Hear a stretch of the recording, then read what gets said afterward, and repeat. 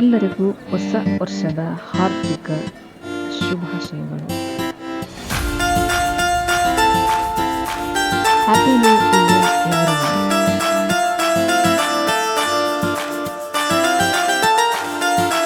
ಈ ವರ್ಷ ಎಲ್ಲರಿಗೂ ಸುಖ ಶಾಂತಿ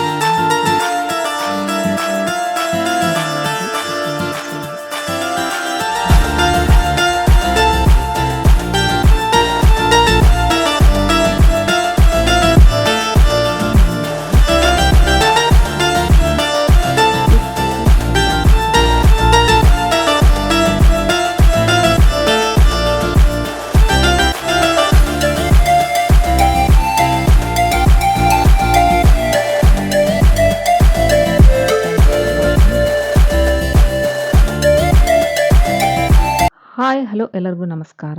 ನಾನಿವತ್ತು ಎಗ್ ಸಾಂಬಾರ್ ರೆಸಿಪಿ ಮಾಡ್ತಾಯಿದ್ದೆ ನೋಡ್ರಿ. ಹೊಸ ವರ್ಷದ ದಿನದಂದು ಎಗ್ ಸಾಂಬಾರ್ ಮಾಡ್ತಾಯಿದ್ದೀನಿ. ಎಗ್ ಸಾಂಬಾರ್ ಮಾಡಲಿಕ್ಕೆ ನಾನೀಗ 1.5 ಕಪ್ಪಷ್ಟು ಕೊಬ್ಬರಿಯನ್ನು ತುರಿದಿಟ್ಟುಕೊಂಡಿದ್ದೀನಿ. ಆನಂತರ 1-2 ಇಂಚಷ್ಟು ಶುಂಠಿ ತೊಗೊಂಡಿದ್ದೀನಿ. ಒಂದು 6 ಲವಂಗ, ಒಂದು 10ರಿಂದ 12 ಕಾಳುಮೆಣಸು, 2 ಗಡ್ಡೆ ಬೆಳ್ಳುಳ್ಳಿ, ಆನಂತರ ಒಂದು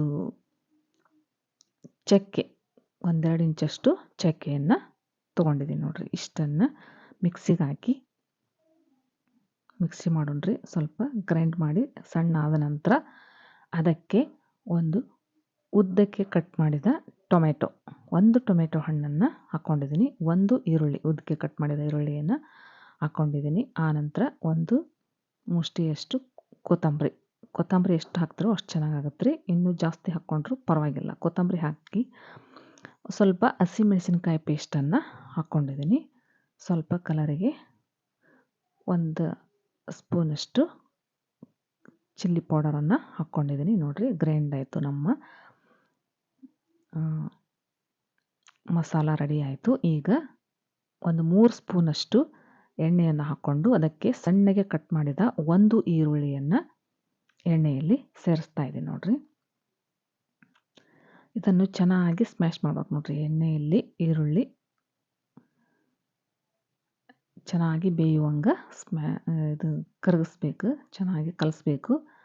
ಆ ನಂತರ 1 ಟೊಮೆಟೊ ಹಣ್ಣನ್ನು, ಸಣ್ಣಗೆ ಹೆಚ್ಚಿದ 1 ಟೊಮೆಟೊ ಹಣ್ಣನ್ನು ಸಹಿತ ಈ ಎಣ್ಣೆಯಲ್ಲಿ ಹಾಕಬೇಕಾಗುತ್ತೆ. ಇದು ಚೆನ್ನಾಗಿ ಮೆತ್ತಗಾಗೋವರೆಗೆ ಬೇಯಿಸ್ಬೇಕು ನೋಡ್ರಿ. ಇದನ್ನು ಚೆನ್ನಾಗಿ ಬೇಯಿಸ್ಬೇಕು ನೋಡ್ರಿ. ಒಂದು ಅರ್ಧ ಬೆಂದಾಗಿದೆ. ಈ ಸಮಯದಲ್ಲಿ ಅದಕ್ಕೆ 1 ಸ್ಪೂನಷ್ಟು ಚಿಲ್ಲಿ ಪೌಡರ್, 1 ಸ್ಪೂನಷ್ಟು ಖಾರದ ಪುಡಿ, 1 ಸ್ಪೂನಷ್ಟು ಗರಂ ಮಸಾಲ, ನಿಮ್ಮ ಮನೆಯಲ್ಲಿ ಯಾವುದಿರುತ್ತೋ ಅದನ್ನು ಹಾಕ್ಕೊಡ್ರಿ. ನಾನು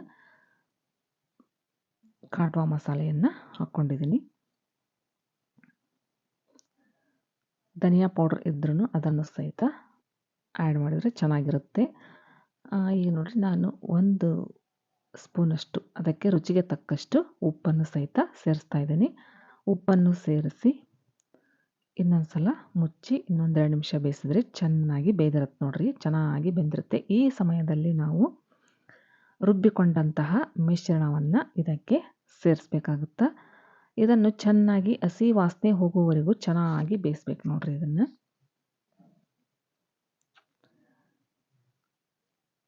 ಹಸಿ ವಾಸನೆ ಹೋಗುವವರೆಗೂ ಚೆನ್ನಾಗಿ ಬೇಯಿಸ್ಬೇಕಾಗುತ್ತೆ.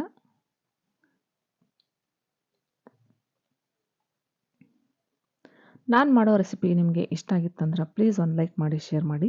ನನ್ನ ಚಾನಲನ್ನು ಹೊಸದಾಗಿ ನೋಡೋರು ಸಬ್ಸ್ಕ್ರೈಬ್ ಮಾಡ್ಕೊಳ್ರಿ. ಈಗ ನೋಡ್ರಿ, ಇನ್ನೊಂದು ಸ್ವಲ್ಪ ಬೆಂದಾಯ್ತು, ಚೆನ್ನಾಗಿ ಬೆಂದಿತ್ತು ನೋಡ್ರಿ. ಈಗ ಬೆಂದಾಯಿತು. ಈ ಸಂದರ್ಭದಲ್ಲಿ ನಾವು ಅದಕ್ಕೆ ತಕ್ಕಷ್ಟು ನೀರನ್ನು ಸೇರಿಸ್ಬೇಕಾಗುತ್ತೆ. ನಿಮಗೆ ಗಟ್ಟಿ ಬೇಕಂದರೆ ಗಟ್ಟಿನೇ ಬೇಕು ರೀ. ಎಗ್ ಸಾಂಬಾರು ಸ್ವಲ್ಪ ಗಟ್ಟಿಯಾಗಿರಬೇಕು. ಅದಕ್ಕೆ ಹಿಡಿಯುವಷ್ಟು ನೀರನ್ನು ಸೇರಿಸಿ ಅದನ್ನ ಚೆನ್ನಾಗಿ ಕುದಿಸೋಣ ನೋಡ್ರಿ. ಈಗ ಕುದೀತಾ ಬಂತು. ಈ ಸಂದರ್ಭದಲ್ಲಿ ನಾವು 2 ಎಗ್ಗನ್ನು ಒಡೆದು ಹಾಕ್ಕೊಂಡಿದ್ದೀವಿ. 2 ಎಗ್ಗನ್ನು ಒಡೆದು ಹಾಕ್ಕೊಂಡಿದ್ದೀವಿ ನೋಡ್ರಿ. ಈ ಸಂದರ್ಭದಲ್ಲಿ ಕುದಿಯುವ ಸಮಯದಲ್ಲಿ ಎಗ್ಗನ್ನು ಹಾಕಬೇಕಾಗುತ್ತೆ. ಅದನ್ನು ಕಲಿಸ್ಲಿಕ್ಕೆ ಹೋಗಬಾರ್ದ್ರಿ, ಹಾಗೆ ಇರಬೇಕದು. ಆ ನಂತರ ಒಂದು 2 ನಿಮಿಷ ಬಿಟ್ಟ ನಂತರ ಸ್ವಲ್ಪ ಕೈ ಆಡಿಸ್ಬೇಕಷ್ಟೆ ಸ್ಪೂನ್ ತೊಗೊಂಡು.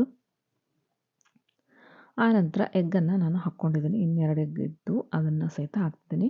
ಈ ಎಗ್ಗನ್ನು ಉದ್ದುದಕ್ಕೆ ಸ್ವಲ್ಪ ಕಟ್ ಮಾಡಿ ಹೊಟ್ಟೆ ಹೊಡೆದು ಹಾಕಬೇಕಾಗುತ್ತೆ, ಉಪ್ಪು ಖಾರ ಎಲ್ಲ ಹಿಡಿಲಿ ಅಂತ. ಈಗ ನಮ್ಮ ಎಗ್ ಸಾಂಬಾರು ರೆಡಿ ಆಯ್ತು ನೋಡಿರಿ. ಇದನ್ನು ಸರ್ವ್ ಮಾಡಿದರೆ ಖಡಕ್ ರೊಟ್ಟಿ ಜೊತೆ, ಅನ್ನದ ಜೊತೆ ಸವಿಯಲು ಸೂಪರಾಗಿರುತ್ತೆ, ಟೇಸ್ಟಿಯಾಗಿರುತ್ತೆ, ಮಸ್ತಾಗಿರುತ್ತೆ. ನಾನು ಹಾಕಿರುವಂಥ ಇಂಗ್ರೀಡಿಯೆಂಟ್ಸನ್ನು ಹಾಕಿ ಮಾಡಿ ನೋಡಿ. ಸೂಪರ್, ನಿಜವಾಗ್ಲೂ ಚೆನ್ನಾಗಾಗಿತ್ತು, ಸೂಪರಾಗಿತ್ತು. ನೀವು ಒಂದ್ಸಲ ಈ ರೀತಿ ಟ್ರೈ ಮಾಡಿರಿ. ಈ ರೀತಿ ಮಾಡಲಿಲ್ಲ ಅಂದ್ರೆ ಮಾಡಿರಿ.